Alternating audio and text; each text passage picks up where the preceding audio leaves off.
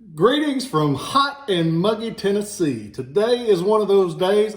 I think I saw the devil running down the road looking for a drink of water. It is warm in Tennessee, but I am thankful because it is summertime and I love the sunshine and getting to be out in it when I do get a chance.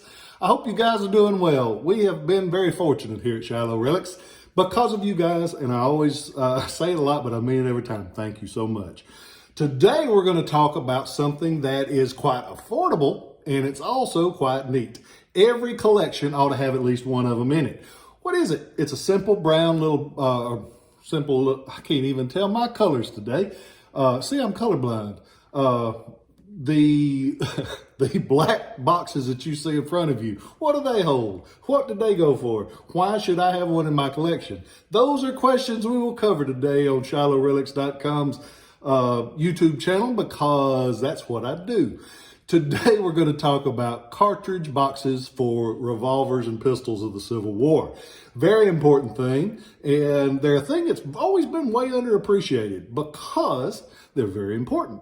Those guys that were lucky enough to have a revolver, your officers, your cavalrymen, they needed something to carry the cartridges in. Most of your pistol cartridges were pre-made. They come in little boxes, a lot of times paper wrappers. Also, they come in wood blocks with paper wrappers, like this one that I've got for sale right now. You can go to ShilohRelics.com, check it out. But they came pre-packed, and so they were easy to put inside of a leather cartridge box. These cartridge boxes weren't like the ones that were used on a shoulder sling. Not with these. These were specifically designed to be on the belt. How do we know that right off the bat? How did you get to be so smart and know that? If you look on the back of them, 2 loops. That's the way it just goes simply on the belt. There's nothing for an up and down strap. This one was intended all the time to go onto the soldier's belt. They're very simple. They have the open compartment on the inside. They're not like a big rifle cartridge box that has the tins inside. These, they just put them straight down in. A lot of times they're double walled though. They'll have 2 layers of leather on each side. The belt loops on the back are usually riveted and stitched like this. Not always, but most of the time riveted and stitched. One thing that's neat to collect about these, there's 2 main sizes, 2 general sizes. This one is a smaller one, and if you notice, this one is just a little bit bigger. Not a lot, but enough. So general rule of thumb, those are going to look great with your 44 calibers, your Colts, your Stars, the Freeman, the Joslin. These are going to look great either way, but these will look better with your 36s if you've got your Colt, if you've got that 36 Star, if you've got a Whitney. So there's just 2 variations. The cartridges would have fit in either one of them, but they're neat on the 2 sizes to collect.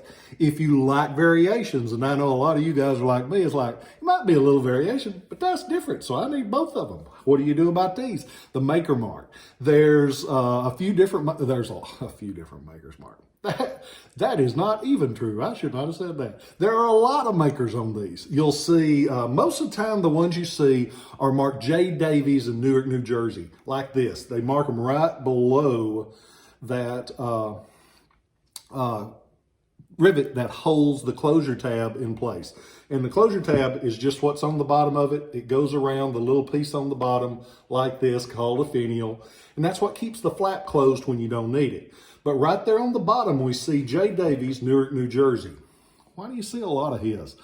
He had some big contracts, but most of his didn't make it into service, which is why a lot of times when you see those, they're in really good condition, because the Civil War materials that didn't get used during the war got sold into surplus. Just like you go to the Army Navy store, you pick up some surplus. They did the same thing back then, and there were companies like Bannerman's, there were companies like Stokes Kirk, and they bought up all of the surplus and they sold it for 100 years. And if it wasn't for those guys preserving that history unknowingly a lot of times, we wouldn't have all the things that we have today. But you see a lot of J. Davies. You see other makers like Gaylord, Emerson Gaylord, Chicopee, Massachusetts. You see a lot of different makers on these, and it's great to have those little variations and show because they are basically the same box, but every one of them would do them a little bit different. The finials will be a little bit different. It's a neat thing to collect and get a little bit extra into your collection. I've got a good friend of mine, Captain Mike. Hi, Captain Mike. He was served in the U.S. Navy, and he was worked at the Pentagon for a while. Good fella. And he loves the variations of the makers. And one of these days, I hope to get to see his collection because he's got a pile of them.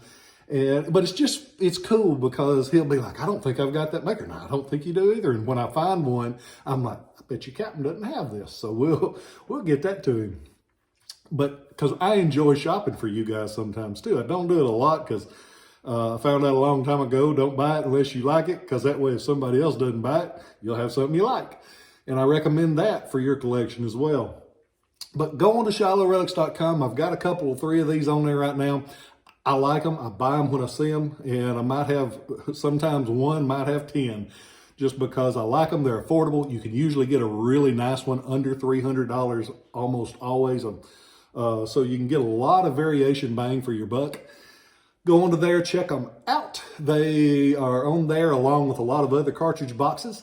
Working on getting the rest of the Matt Woodburn collection on. Writing up like a madman on those. Thank you guys for working to make that collection a winner, and I appreciate all of the orders. I forgot exactly what I was going to say at the end. I usually make me some notes so I can remember them, but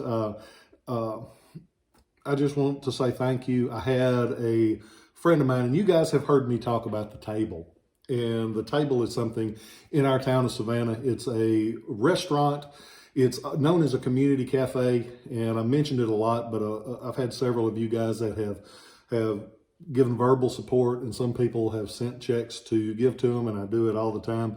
They're good folks. It's a community cafe is what they call it. If you can't afford a meal, they will feed you. You can pay for it with an hour of work. If you're physically unable, they'll just give you a lunch. They take care of you. And if you've got money, you can go in and you can donate a little bit extra to help that person that comes in there that can't quite afford it. So it's a great thing. And I didn't realize it, but there's a lot of them throughout the country. Community Cafe, John Bon Jovi, their band, one of the guys in that band has, from what I understand, has one up towards Nashville. And it's just a good thing to do because it helps folks in a way. A lot of folks are proud folks and they don't want to be just handed something. But if they know that they can do something to earn that help, it helps. Because I've seen a lot of folks come in there that you could tell they hadn't had the best morning, maybe the best week. But they know, one, nobody looks down at you at that place. Nobody, and everybody, instead of giving you a hand to push you away, gives you a hand to help you up and embrace you. And I'm thankful for those folks. So I'll take this opportunity to say thank you to the folks at the table. They have become like family to me. I think the world of them. Go over and try to eat there at least once a week, and it makes my soul feel good because they do good things, and I like being around good people. That's why I enjoy getting to do these, because if you're watching one of these, you good people in my book. Of course, my book's written in crayon, so that's all right too. I hope you guys are well. I hope you have the best day you've ever had. Remember to say hi to somebody that you ain't ever said hi to before, because you might make their day. You might make the best friend you're ever going to have in your life. I thank you from the bottom of my heart for everything I've got, because I am lucky and I get to be with you guys. I hope you guys are well. Remember that you're loved, and I hope you have one wonderful rest of the day.